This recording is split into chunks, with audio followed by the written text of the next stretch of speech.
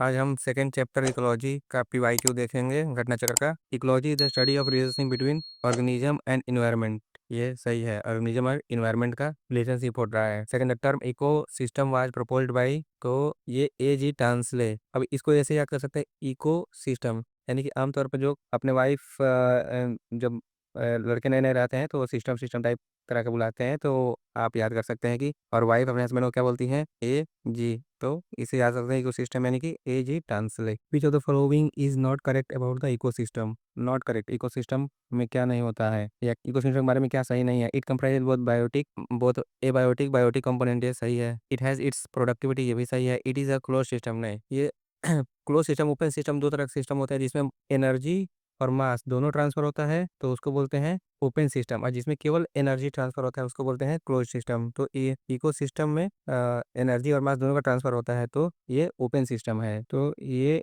गलत इसमें दिया है, not not correct. Ecosystem तो it is a close system, नहीं इको सिस्टम क्या है, एक ओपन सिस्टम है। It is a natural resource system, तो ये तो सही है, ये तो नेचुरल रिसोर्स सिस्टम है। Next question, which four component constitute an ecosystem. तो इकोसिस्टम क्या होता है, बायोटिक होता है, एबायोटिक होता है, वाटर कार्बन ऑक्सीजन सल्फर ये एलिमेंट वगैरह है, ये केवल एबायोटिक वाला पोर्शन है। सॉइल टेम्परेचर ह्यूमिडिटी रेनफॉल ये भी एबायोटिक है केवल। यहाँ abiotic material producer consumer decomposer यानी तीनों है, एबायोटिक और बायोटिक, तो ये सही हो जाएगा। हार्बीवोरस कार्निवोरस बैक्टीरिया पैरासाइट ये केवल बायोटिक है, इसमें एबायोटिक कंपोनेंट नहीं है। तो इकोसिस्टम में क्या होना चाहिए, एबायोटिक और बायोटिक दोनों चीज। Which of the following is not true about the ecosystem. इसमें not true, it represent all living organism and physical environment in any given space time unit, ये सही है क्योंकि इसमें ऑर्गेनिज्म भी होते हैं और एबायोटिक मटेरियल भी होता है। It is a functional unit, हाँ इसको फंक्शनल यूनिट करके इसमें प्रोड्यूसर भी होते हैं। इट हैज़ ओन प्रोडक्टिविटी, इसके पास भी प्रोडक्टिविटी होती है। It is a close system, नहीं ये क्या है, ecosystem is a open system. Assertion reason में देखते हैं, the biosphere is an example of open system, ये सही है। There can not be reinvested of the substances in the biosphere but there is no restriction of the investment and exit of the energy, नहीं ये exit of the energy, energy तो exit होता ही है उसमें क्योंकि ये open system है। री इन्वेस्टमेंट भी होता है, रिस्ट्रिक्शन कोई रिस्ट्रिक्शन नहीं होती है, तो इसमें सेकंड वाला रीजन गलत है, असर्शन वाला सही है। तो इसमें कौन सा होगा, A is the true and B is the false. Which one of the following is the largest ecosystem of the earth, hydrosphere lithosphere biome biosphere. तो बायोस्फीयर सबसे लार्जेस्ट होता है, हाँ, और उसके बाद आता है बायोम, यानी बायोम उससे भी पहले बायोम उससे भी बड़ा बायोस्फीयर, यानी कि बायोस्फीयर और उससे नीचे होगा biome. Next question, the actual location और place where an organism lives is called habitat.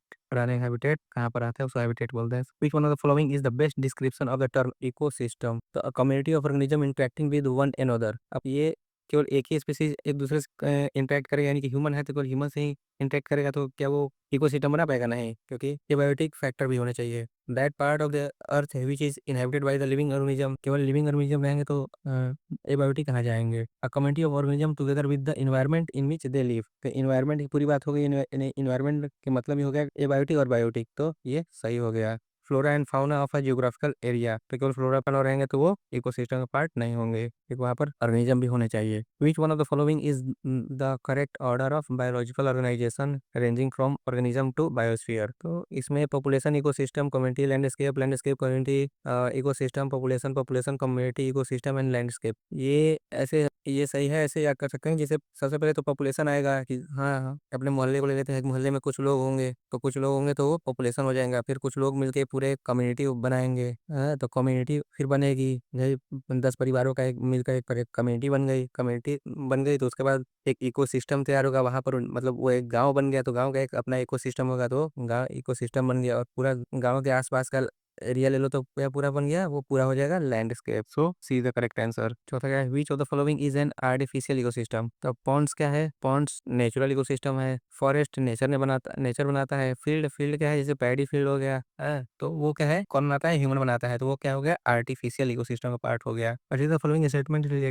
Relating to the ecosystem. The term ecosystem was first used by the A G Tansley. हाँ, तो ये अभी मैंने बताया था इकोसिस्टम कौन दिया था, एजी टांसले, सही बात, सही है। दो organism which produces their food themselves are termed as autotrophs, ये भी सही है, जो अपना फूड स्वयं बनाते हैं उसको ऑटोट्रॉप बोलते हैं। Consumers consume their food through the process of photosynthesis. Consumer consume their food through the photosynthesis. Consumer यानी कि ह्यूमन है, ह्यूमन को क्या फोटोसिंथेसिस जरूरत पड़ती है कंज्यूम करने के लिए फूड को, नहीं, थर्ड इज रॉन्ग।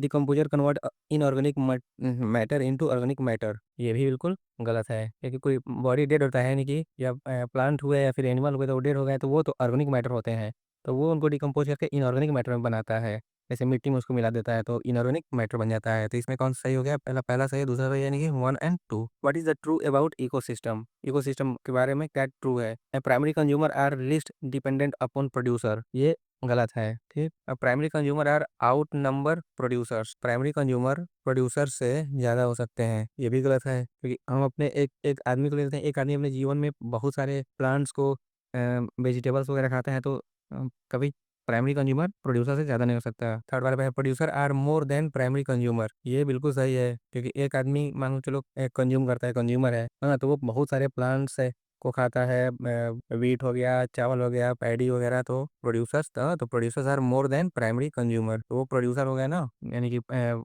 वीट हो गया, पैडी धान हो गया, गेहूं बाजरा, ये सब प्रोड्यूसर हुआ, तो ये बहुत ज़्यादा होते हैं और उसको एक ही आदमी खाता है, तो producer are more than primary consumer, C is the correct answer. Assertion reason में आ जाते हैं। Assertion various component of an ecosystem are not interdependent, not interdependent का गलत है। Human activities have the impact on the environment, human activity का environment में impact पड़ता है, बिल्कुल सही है। True true both are true नहीं, A is false and D the correct answer. Which of the following is an artificial ecosystem, rice field ये है, फॉरेस्ट नेचर बनाता है, लेक नेचर बनाता है, ग्रासलैंड नेचर बनाता है, राइस फील्ड ह्यूमन बनाता है, इसलिए आर्टिफिशियल है, ये सही है। Which one of the following ecosystem convert the largest area of the earth surface, एक कौन कवर करता है सबसे ज्यादा, तो डिजर्ट इकोसिस्टम नहीं, ग्रासलैंड इकोसिस्टम नहीं, माउंटेन इकोसिस्टम नहीं, मरीन इकोसिस्टम, मरीन इकोसिस्टम सबसे ज्यादा होता है, और मरीन इकोसिस्टम को ही क्रेडल ऑफ लाइफ बोला जाता है, क्योंकि लाइफ का शुरुआत कहाँ से हुआ था, ओशियन से ही, यानी मरीन इकोसिस्टम से ही, और ये जो है सबसे ज्यादा एरिया कवर करता है अर्थ पर, लगभग 71%। विच one of the following is the largest ecosystem of the world, ocean, हाँ ये ओशियन सही है, ग्रासलैंड माउंटेन फॉरेस्ट सब नहीं है, लार्जेस्ट इकोसिस्टम कौन है, ocean marine. Which among the following is the most stable ecosystem, marine ecosystem होता है most stable ecosystem. Which is the most stable ecosystem, marine या ओशियन, ये मरीन इकोसिस्टम। एक ही क्वेश्चन को बार बार पूछा गया है। Which one of the following is not a subcategory of the terrestrial ecosystem, terrestrial यानी कि धरती पर बना हुआ इकोसिस्टम, माउंटेन इकोसिस्टम ये है, mountain ecosystem terrestrial terrestrial ecosystem का पार्ट है, तो ये नॉट पूछा है, नॉट अ सब कैटेगरी, यानी कि मरीन इकोसिस्टम इसका कैटेगरी में नहीं आता है। टेरेस्ट्रियल इकोसिस्टम में तो केवल पृथ्वी धरती यानी कि सरफेस पर बना हुआ है, तो ये मरीन इकोसिस्टम इसमें नहीं आता है। Which of the following does not help to maintain ecological balance, ecological यानी कि इन्वायरमेंट या इकोलॉजी को बैलेंस बनाए रखने में कौन हेल्प नहीं करता है, does not help. Cutting forest ecology ecological balance को बनाता है, पेड़ों काटने से नहीं, ये नहीं हो सकता। एफॉरेस्टेशन यानी पेड़ लगाना बनाता है, हाँ। रेन वाटर मैनेजमेंट करने से बनता है, हाँ। बायोस्फीयर रिजर्व से बनता है, हाँ। तो डज नॉट हेल्प, ये कटिंग फॉरेस्ट ये हेल्प नहीं, मेंटेन इकोलॉजिकल बैलेंस को मेंटेन करने में काम नहीं करता है। Which one of the following is one of the main cause of ecological imbalance in India, ecological imbalance का कारण कौन है, डिफॉरेस्टेशन, ये बिल्कुल सही है, डिफॉरेस्टेशन। डिजर्टिफिकेशन क्या होता है, डिजर्टिफिकेशन जो पहले वहाँ पर डिजर्ट न रहा हो लेकिन गर्मी वर्ष वहाँ डिजर्ट हो जाए तो वो डिजर्टिफिकेशन कहते हैं। फ्लड एंड फैमिन ये इकोलॉजिकल इम्बैलेंस मेन कॉज नहीं है। फ्लड एंड फैमिन बहुत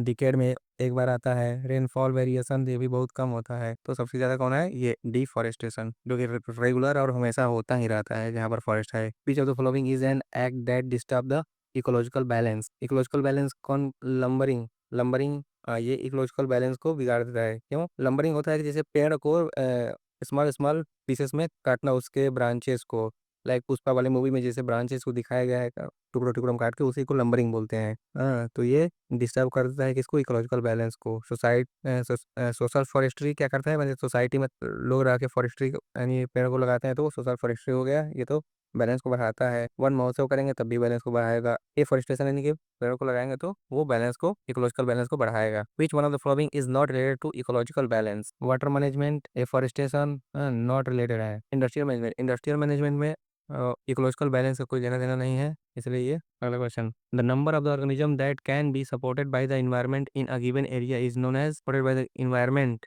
इन given area is known as, number of organism, कितने एनवायरनमेंट कितने कितने ऑर्गेनिज्म को सपोर्ट कर सकती है, मतलब यूँ कहते हैं ना कि धरती पर कितने बोझ सपोर्ट कर सकती है, तो नंबर ऑफ ऑर्गेनिज्म कितने ऑर्गेनिज्म सपोर्ट कर सकते हैं उसको क्या बोलते हैं, पॉपुलेशन है। कैरिंग कैपेसिटी, हाँ कैरिंग कैपेसिटी उसको बोलते हैं, कितना उसको सपोर्ट कर सकते हैं, carrying capacity. Which one of the following term describe not only the physical space occupied by an organism but also its functional role in community of organism. हाँ, तो ecotones, ecological niche, which one of the following terms describe not only physical space, physical केवल physical space नहीं बताता है बल्कि organism by एनिज्म but also functional role, है ना। तो एक पार्टिकुलर एक स्पीसीज होगी और उसका फंक्शनल रोल होगा तो उसको क्या बोलते हैं, ये इकोलॉजिकल नीच। इकोटोन्स क्या होता है, इकोटोन्स यानी कि जो टू डिफरेंट टाइप ऑफ नीच कह लो या फिर डिफरेंट टाइप ऑफ लैंडस्केप आपस में जहाँ पर मिलते हैं वो इकोटोन्स कहलाते हैं। हैबिटेट रहने के स्थान को बोलते हैं। होम रेंज कोई इस तरह का कोई पर्टिकुलर वर्ड है नहीं, इसमें क्या होगा, इकोलॉजिकल नीच।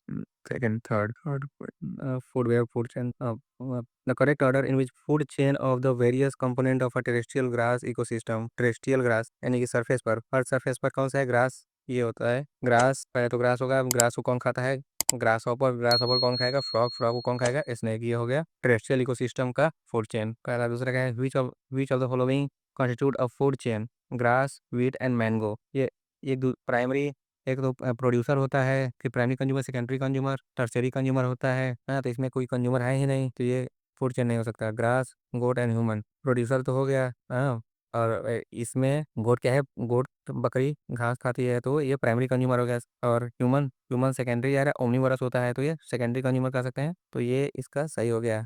गोट, काऊ, एलिफेंट, इसमें कोई प्रोड्यूसर है ही नहीं। ग्रास, फिश, गोट, इसमें ग्रास को फिश नहीं खाती हैं, गोट और फिश गोट नहीं खाती है तो ये पार्ट नहीं हो सकता है फूड चेन का। ठीक, तो इसमें कौन सा आएगा, ग्रास, गोट और ह्यूमंस, ये फूड चेन का पार्ट है। सेकंड थर्ड पे आ जाते हैं, green plants in ecosystem are primary producer. Green plant क्या करते हैं, भोजन बनाते हैं, इसलिए प्राइमरी प्रोड्यूसर होते हैं। Which of the following is not a biotic component of an ecosystem. Air का है, निर्जीव चीज है यानी कि ये बायोटिक है। प्लांट लिविंग थिंग है, बैक्टीरिया लिविंग थिंग है, एनिमल लिविंग थिंग है, तो नॉट अ बायोटिक यानी ए बायोटिक कौन है, एयर है। अगला question, concerning food chain in ecosystem, consider the following statement. A food chain illustrate the order in which a chain of organism feed upon each other. Food chain ecosystem, ये सही है। Food chain are found within the population of a species. Suppose करो कि human का एक species है तो उसमें फूड चेन कैसे हो सकता है, एक ह्यूमन दूसरे ह्यूमन को खा सकता है, नहीं, तो ये गलत हो गया। A food chain illustrate the number of organism which is eaten by other. Number of organism से कोई लेना देना ही नहीं है, अगर कोई खाता है तो चाहे एक रहे चाहे 10 रहे, जैसे प्लांट है,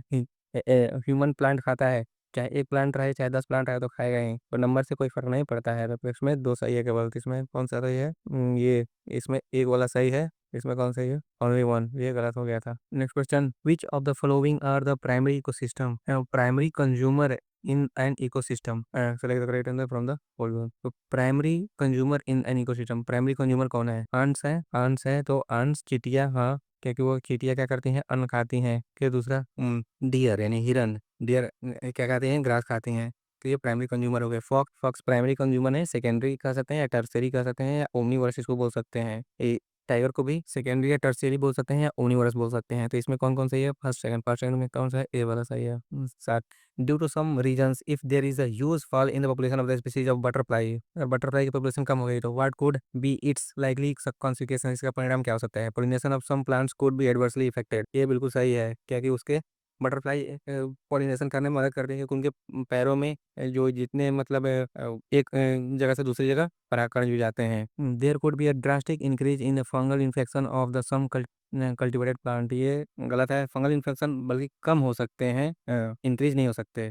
it could lead to a fall in the population of some species of wasp, spider and bird, ये बिल्कुल सही है। कारण कारण ये है कि जो वास्प होते हैं या स्पाइडर होते हैं, मकड़ियाँ होती हैं या बर्ड होते हैं, वो क्या खाते हैं, तो बटरफ्लाई इसको खाती हैं, तो इसलिए उनका भोजन ही नहीं बचेगा तो वो कम हो जाएंगी, उनका पॉपुलेशन कम हो जाएगा। तो कौन सही है, पहला सही है, तीसरा सही है, यानी कि फर्स्ट एंड सेकंड और first and third C the correct answer. In a food chain man is producer नहीं, ओनली प्राइमरी कंज्यूमर नहीं, ओनली सेकेंडरी कंज्यूमर नहीं, primary as well as secondary consumer and tertiary consumer भी होता है। In the marine environment the main primary producer are phytoplanktons, phytoplanktons होते हैं सबसे main, phytoplankton सबसे ज्यादा प्रोड्यूसर का काम करते हैं। 10वां next question, in the aquatic ecosystem of pond, pond की बात हो रही है, which of the following component is represented by fungi, bacteria and फ्लेजलेट्स।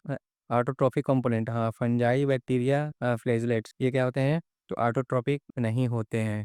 Autotrophic कौन होता है, जो अपना भोजन खूब बनाता है। कंज्यूमर ये कंज्यूमर्स नहीं होते हैं, क्योंकि ये बैक्टीरिया क्या होते हैं, डिकम्पोज करते हैं। फिर ये प्राइमरी प्रोड्यूसर को भी डिकम्पोज करते हैं, जैसे प्लांट को भी डिकम्पोज कर देते हैं, और primary consumer, secondary consumer, tertiary consumer को भी डिकम्पोज कर देते हैं। तो ये कौन होते हैं, डिकम्पोजर होते हैं। ये प्रोड्यूसर से लेकर all type of consumer, primary secondary tertiary consumer को भी डिकम्पोज कर देते हैं। कौन को क्या कहलाते हैं, डिकम्पोजर कहलाते हैं। Among the biotic component of the ecosystem the producer system is among the biotic component of the ecosystem the producer system is cow। Producer कौन होता है, काऊ है नहीं, टाइगर है नहीं, पीकॉक है नहीं, तो कौन है, ग्रीन प्लांट। हाँ, ग्रीन प्लांट प्रोड्यूसर होते हैं। Trophic level 1 includes trophic level. हाँ, ट्रॉफिक लेवल क्या होते हैं, यानी कि जहाँ से एनर्जी की शुरुआत होती है, एनर्जी की शुरुआत ट्रॉफिक लेवल 1। तो हर्बीवोरस नहीं, कार्निवोरस नहीं, ओमनीवोरस नहीं, ग्रीन प्लांट से एनर्जी की शुरुआत होती है। फिर ग्रीन प्लांट्स को जो खाएगा वो ट्रॉफिक लेवल पर 2 कहलाएगा। फिर उनको जो खाएगा वो ट्रॉफिक लेवल 3 कहलाएगा। Work as intermediaries between biotic and abiotic component. Biotic abiotic component के बीच इंटरमीडियरी का काम कौन करता है, पैरासाइट नहीं, डिकम्पोजर नहीं, प्रोड्यूसर नहीं, कंज्यूमर नहीं, तो इसमें इंटरमीडियरी का कौन काम कर सकता है, बायोटिक और एबायोटिक। तो ये मेनली जो है डिकम्पोजर काम कर सकते हैं इसका। ये भी क्यों, क्योंकि ये जिस मान के चलो प्लांट है उसको भी डिकम्पोज करके एलिमेंट या एबायोटिक चीज बना देते हैं, जैसे सल्फर, कार्बन या फिर नाइट्रोजन डिकम्पोज करके, ह्यूमन बॉडी को डिकम्पोज करके फिर इन्हीं एलिमेंट बना देते हैं, मिट्टी में बदल देते हैं। तो ये हो सकते हैं, बट यहाँ पर कुछ और माना गया है, लेकिन ये सबसे ज़्यादा चांसेस है कि यही है। Next, consider the following statement about ecosystem. The production at the autotroph level is said to be primary productivity. ये बिल्कुल सही है। The secondary productivity refers to the production at the heterotroph level. Heterotroph कौन होते हैं, जो अपना भोजन स्वयं नहीं बनाते, उसको हेट्रोट्रॉफ बोलते हैं। तो the secondary productivity refers to the production at the heterotroph level. हाँ, तो जो प्रोडक्टिविटी, सेकंड प्रोडक्टिविटी कौन है, यानी कंज्यूमर हो गए। इसलिए of the above the correct answer is both A and दो। ये देखना, heterotrophs like herbivorous are the secondary producers. Herbivorous जो केवल हर प्लांट्स खाते हैं, लाइक गोट वगैरह, गोट है, जो जो भी मतलब प्लांट्स खाते हैं केवल। विच one of the following pair is correctly matched. Mountain, mountain क्या है, माउंटेन मोस्ट स्टेबल इकोसिस्टम नहीं। मोस्ट स्टेबल इकोसिस्टम कौन होता है, मरीन इकोसिस्टम। ये बायोटिक कंपोनेंट बैक्टीरिया नहीं, ये तो बायोटिक है। ग्रीन प्लांट्स क्या होते हैं, इकोसिस्टम। ग्रीन प्लांट्स इकोसिस्टम के पार्ट तो है ही, ग्रीन प्लांट इकोसिस्टम में तो आएंगे। रेनफॉल क्या होता है, global warming. Rainfall global warming के वजह से थोड़ी ना होता है, ग्लोबल वार्मिंग से वजह से डिजर्टिफिकेशन होगा। Next 16, concerning the food chain in ecosystem which of the following kind of an organism is are known as the decomposer। तो वायरस डिकम्पोजर में नहीं आते हैं, बैक्टीरिया आते हैं, फंजाई आते हैं, फंगस जिसे बोलते हैं। तो 2 and 3, which one of the following is the correct sequence of food chain. तो प्रोड्यूसर फर्स्ट, पहले प्रोड्यूसर आएंगे, फिर primary consumer, secondary consumer, tertiary consumer, तो प्रोड्यूसर। तो ये किसकी बात हो रही है, ये मरीन फूड चेन की बात हो रही है, ये मरीन फूड चेन। डाइटम्स, क्रुस्टेशियंस और हेरिंग्स, ये सही है। मरीन इकोसिस्टम में यही, इसको याद रखने की जरूरत है, ये मरीन इकोसिस्टम में यही फूड चेन में पार्ट है। Next question, the primary source of energy in eco body is, eco body ecology कह लो। तो प्राइमरी सोर्स ऑफ एनर्जी क्या होता है, एनर्जी मीटर नहीं, प्रिजर्व्ड वेजिटेबल शुगर नहीं, सोलर एनर्जी। हाँ, यही सोलर एनर्जी होता है। Driving force of an ecosystem is, driving force of ecosystem, ecosystem को चलाने वाला फोर्स कौन सा होता है, carbohydrate, biomass, carbon, solar energy ही इकोसिस्टम को चलाता है। इसे कहा जाए कि अगर 6 महीने सन ना निकले तो सब कुछ खत्म हो सकता है। Which of the following statement is correct. The energy flow in the spheric biosystem is unidirectional. तो ये बिल्कुल सही है। कभी एनर्जी का फ्लो कंज्यूमर से प्रोड्यूसर में नहीं हो सकता है, क्योंकि प्रोड्यूसर अपना भोजन कहाँ से बनाता है, सन से, सन के एनर्जी से बनाता है। नेक्स्ट क्वेश्चन, चौथा क्वेश्चन क्या है, 10% law is related with. 10% law किसके द्वारा, the transfer of energy as a food from one tropical level to another. ये बिल्कुल सही है। 10% लॉ इस एनर्जी ट्रांसफर से लेते हैं। ऐसा कौन दिया था 10% लॉ को, रेमन लिनमैन ने 10% एनर्जी लॉ को दिया था। The pyramid of energy in any ecosystem is always upright. Energy pyramid always upright होता है। Trophic level are formed by carnivorous animal, plant only, animal only, organism linked in food chain. कई organism food chain में link रहेंगे तभी तो trophic level पर बनेंगे, trophic level बनेगा, केवल प्लांट से तो नहीं बनेगा, केवल एनिमल से थोड़ी बनेगा। Next question 7th, the amount of energy during the transfer from one trophic level to another is in an ecosystem क्या कहलाता है? Energy, amount of energy during the transfer from one trophic level to another trophic level in an ecosystem increases नहीं decreases. 10% लोग बोलते हैं कि 10% energy जाती है, तो एक ट्रॉफिक लेवल से दूसरे ट्रॉफिक लेवल में जाती है, तो ये क्या हो रहा है? डिक्रीज हो रहा है, decreases. The amount of energy during transfer from one trophic level to another in an ecosystem decreases. The highest trophic level in an ecosystem is obtained by, जो टॉप पर होगा तो प्राइमरी प्रोड्यूसर होता है, फिर हर्बीवोरस, कार्निवोरस, टॉप कार्निवोरस या omnivorous, तो सबसे ज्यादा टॉप पे कौन है? ओमनीवोरस। 9 10 अगला question, biomass pyramid is revered in which type of ecosystem? Biomass pyramid reverse किस में हो जाता है? पॉन्ड में। पॉन्ड में बायोमास का पिरामिड रिवर्स हो जाता है, क्यों? क्योंकि प्रोड्यूसर बहुत कम होते हैं, फिर उसको खाने वाले ज़्यादा, उसके पॉपुलेशन कम होता है, वो ज़्यादा होता है, उसको खाने वाले पॉपुलेशन और ज़्यादा होता है, तो इसीलिए बायोमास पिरामिड एनर्जी, बायोमास का जो इकोसिस्टम का पिरामिड है बायोमास का, वो पॉन्ड में इन्वर्टेड होता है। And inverted pyramid of biomass can be found in which, तो मरीन इकोसिस्टम है ना, मरीन इकोसिस्टम, ये पॉन्ड पड़े थे ना, तो पॉन्ड किसमें आएगा? Marine, marine ecosystem. तो pyramid of biomass can be found in which ecosystem? Marine ecosystem. Inverted, inverted का मतलब यूं, पॉन्ड इकोसिस्टम में इन्वर्टेड होता है। अगला question, which of the following statement is true about bionomic? It means management of life, management of life bionomics, bionomics environment से related है, तो मैनेजमेंट ऑफ लाइफ नहीं। It is synonyms with ecology, हाँ synonyms, ecology synonyms है, हाँ। It stresses the value of natural ecosystem, nature की बात हो रही, natural system which influence human system, बिल्कुल सही। इसमें कौन सही होगा? Second, third, 2 and 3। Which one of the following organism is likely to show the highest concentration of DDT? Dichloro diphenyl trichloroethane, इसका फुल फॉर्म होता है once it has been introduced into the system। हाँ, तो which one of the following organism is likely to show the highest concentration of DDT? किसमें सबसे ज्यादा concentration हो जाता है? स्नेक। स्नेक क्या है? DDT is non biodegradable material है, इसमें बायो मैग्निफिकेशन होता है पोलिटेंट का, जिसको अब इंडिया में बैन कर दिया गया है। अगला question, the cycle of element in an ecosystem is called? Cycle of element, ecosystem, element भी है इकोसिस्टम भी है, तो क्या होगा? बायो जियो केमिकल। ठीक, केवल केमिकल नहीं होगा, और बायो क्यों होगा? क्योंकि वो ह्यूमन और प्लांट के द्वारा ही तो वो पूरा साइकिल पूरी होगी, इसलिए बायो जियो केमिकल साइकिल इसको कहते हैं।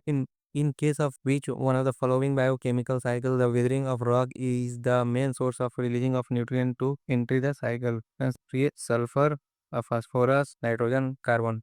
In case of one of the following biogeochemical cycle, the weathering of rock is the main source of releasing of nutrient the entry the cycle। तो weathering of rock से क्या निकलेगा? Phosphorus cycle. Phosphorus किससे? Rock में पाया जाता है, phosphorus weathering से बाहर आएगा, रॉक के वेदरिंग से। सेकंड, अगला क्वेश्चन था, in the grassland, tree do not replace the grasses as part of an ecological succession because of insect and fungi, limited sunlight and paucity of nutrients and water limit and fire। ये सही है, water limit and fire, because tree do not replace grasses part of ecological succession, कि जो grasses होते हैं वही सबसे ज़्यादा पानी और न्यूट्रिएंट ले लेते हैं, तो वाटर लिमिट्स एंड फायर उसका आंसर हो जाएगा। Which one of the following is the correct sequence of phases of biotic succession? तो फर्स्ट ऑफ ऑल क्या होता है? प्लेस का, ये कोई प्लेस है तो पहला इसका न्यूडेशन होता है, फिर न्यूडेशन के बाद यहाँ पर माइग्रेशन होता है, माइग्रेशन के बाद ये ईसेसिस होता है, उसके बाद रिएक्शन और स्टेबलाइजेशन। इसको याद रखने की भी है, इसमें इतना प्रोसेस होता है, पहले न्यूडेशन होगा, फिर माइग्रेशन होगा, ईसेसिस होगा और रिएक्शन होगा, स्टेबलाइजेशन होगा।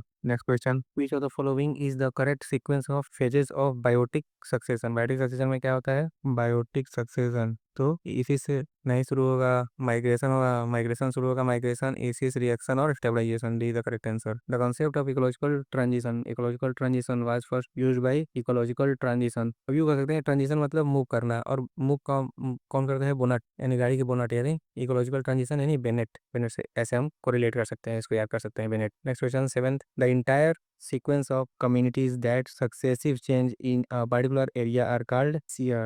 ये बड़ा ट्रिकी क्वेश्चन है, वैसे इकोलॉजिकल सक्सेशन सब लोग समझ में आ जाता है, लेकिन ये ट्रिकी क्वेश्चन है। सीयर, सीयर जो है इसका आंसर हो गया, entire sequence of communities that successively changes in the particular area are called sere. The entire sequence of communities that successively changes in the given area are called the movement of nutrient nutrient element through various component of an ecosystem is called biogeochemical cycle. Biogeochemical cycle अभी पहले भी बता चुके हैं इसको. Next question पे आते हैं. Ecology is a permanent economy, the slogan of which movement.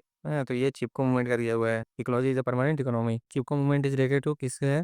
Plant conservation से. ये तो सबको पता होगा. Next question. The measurement unit of the ecological footprint. Ecological footprint किसमें मापते हैं? Global hectares. ग्लोबल हेक्टेयर्स में ही मापते हैं. नैनोमीटर इतना छोटा चीज है. ओपोस क्यूबिक फुट और फुट और टन ये सब में नहीं मापते हैं. ग्लोबल हेक्टेयर तो जमीन वाली चीज है ना. फुटप्रिंट जमीन वाली. The minimum area of land required to completely sustain a life of the person is called his footprint कहलाते हैं. तो कौन सा है? Ecological footprint. Which one forming the term social cost of carbon, like carbon credit है ना, carbon trading, यानी कि उसके बदले में कितना कार्बन इमिशन हो रहा है. तो long term damage done by the turn off carbon dioxide emission in various area is the correct answer. Next question fourth. The millennium ecosystem assessment. Millennium Ecosystem Assessment describes the following major categories of ecosystem services: provision, supporting, regulating, preserving, and cultural. Which one of the following is the supporting services? तो ये होगा nutrient cycle and crop pollination, production of the food and water. Millennium ecosystem में ये सब थोड़ी ना होगा कि फूड को कितना प्रोड्यूस करना है, हमें इन्वायरमेंट को देखना है. कंट्रोल ऑफ क्लाइमेट डिजीज ये भी नहीं कौन सा है? Nutrient cycling and crop pollination. Crop pollination nutrient cycle करना है और crop pollination millennium ecosystem assessment में. ये सारी चीजें provision services, regulating services, supporting services, cultural services और प्रिजर्विंग सर्विसेज ये मिलेनियम इकोसिस्टम असेसमेंट में डिस्क्राइब किया गया है. आगे देखते हैं. Which one of the following trees is not eco friendly. कौन सा ट्री इको फ्रेंडली नहीं होती? इकोलिप्टस. इकोलिप्टस इको फ्रेंडली नहीं होती है. क्यों? ये इकोलिप्टस कहाँ से लिया गया है? ये ऑस्ट्रेलिया का प्लांट है.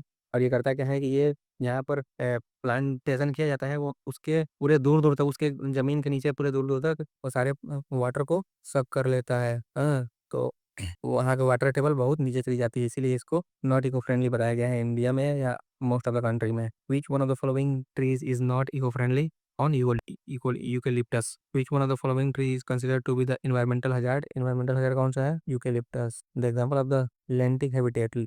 इसको दो चीज होती है, एक होता है लेंटिक, दूसरा होता है लोटिक. लेंटिक आप यू याद करो कि लेटे हुए हैं. लेंटिक से लेटे हुए, जब लेटे रहते हैं तो क्या होता है कि मूवमेंट नहीं होते, यानी कि आप फ्रीज रहते हैं. तो लेंटिक हैबिटेट का मतलब रुके हुए हैबिटेट है. और रुके हुए हैबिटेट का होता है पॉन्ड एंड सैम्स पॉन्ड्स होते हैं. हाँ, वाटरफॉल रिवर तो इसमें मूवमेंट होती है. पॉन्ड्स रिवर, इसमें रिवर आ गया तो रिवर का मूवमेंट होता है, नहीं हो सकता, तो इसलिए पॉन्ड्स होते हैं. और एक लोटिक होता है. लोटिक मतलब होता है ना बिन पेंदी का लोटा है, बिन निकले तो क्या है, लुढ़कते रहता है, तो इसलिए वो फ्लोइंग होता है. फ्लोइंग, तो जहाँ पर लोटिक आएगा वो फ्लोइंग से लेना है, और जहाँ पर लेंटिक आएगा वहाँ पर फ्रीज होता है, यानी कि रुका हुआ रहता है. The area that acts as a boundary और transition zone between two ecosystem is known as ecotone. Transition zone का है, टू इकोसिस्टम का ट्रांजिशन जोन कहलाता है इकोटोन्स. अगला question 6. The transition zone between the distinct community is known as ecotones. कहाँ पर है? ये ecotones. The transition zone between two biosphere community ecotones कहाँ पर है? यहाँ पर है. एग्जांपल ऑफ लोटिक, ये होना लोटा. लोटा मिड का लोटा, रुआ का यानी moving part. Lotic system. Pond, pond स्थिर रहता है. रिवर में फ्लो होता है, इसलिए वो लोटिक सिस्टम का पार्ट हो गया.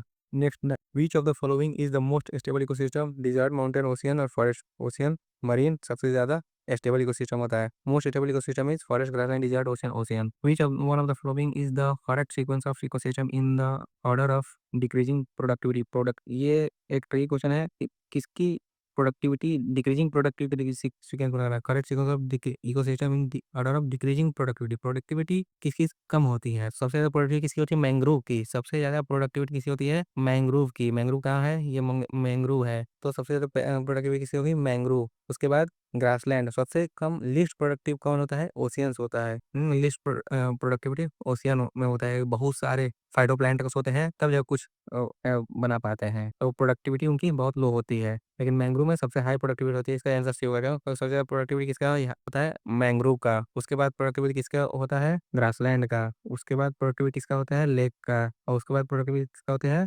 ओशियन का. Who of the following use the term deep ecology. Deep ecology Naess. Naess नीचे. डीप का मतलब होता है नीचे, और ये यूज करते हैं नीस. नीस अर्निश, अर्निस, अर्नेस, अर्निस ऐसे याद कर सकते हैं. फिर डीप इकोलॉजी किसने नाम रखा था, क्वाइन किया था टर्म को? अर्निस. अर्निश. ठीक, ये है अर्निश. Next question. The monoclimax theory was propounded by monoclimax theory F E Clements. F E Clement, इसको याद करना है. F E Clements. Next question. The concept of the ecological niche was enunciated by ecological niche. Niche की बात कौन कर रहा था? इकोलॉजिकल नीच क्या? ग्रीनेल ग्रीनेल इकोलॉजिकल नीच। इकोलॉजिकल नीच की बात कौन किया है? ग्रीनेल। इसको भी याद करने वाला चीज है। नेक्स्ट क्वेश्चन देखते हैं। इट रिप्रेजेंट द इकोलॉजिकल नीच के विच ऑफ द फॉलोइंग इकोलॉजिकल नीच के बारे में इसको देखना है। It represent the range of the condition that it can tolerate resources it utilizes and its functional role in the ecological system। ये सही है। एक इकोलॉजिकल नीच में सब होता है। फिर each species has a distinct नीच। ये भी सही है। ह्यूमन का अलग होता है, एनिमल का अलग होता है, तो each species has a distinct नीच। हाँ, तो इसमें कौन सा हो जाएगा? बोथ। Next question 16।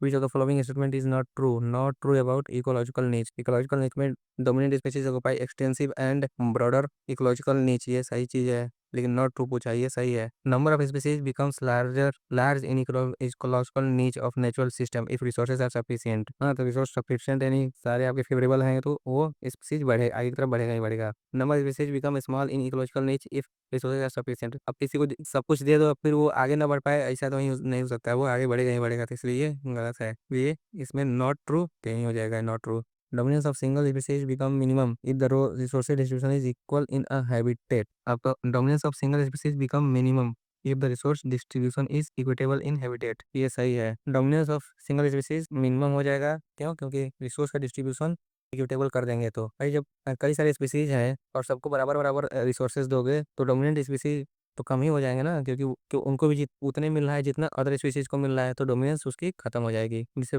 10 लोग हैं, सभी 10 लोगों को 2-2 रुपए दो, तो उसके पहले जो डोमिनेंट था उसको 5 रुपए मिल रहा था, तो उसकी डोमिनेंस खत्म हो जाएगी ना, उसको भी अब 2 ही रुपए मिलेंगे अगर उस सेम चीज इक्विटेबल डिस्ट्रीब्यूशन को इक्विटेबल बना दिया जाएगा तो। Next question 17। Ecological concern the year at और executed in wildlife protection act. Wildlife protection act कब आया था? तो ये आया था 1972 में। Environment protection act 1986। Schedule tribe and other traditional forest developers recognition of forest act कब आया था? ये 2000 2000 2008 में आया था। 2008 में।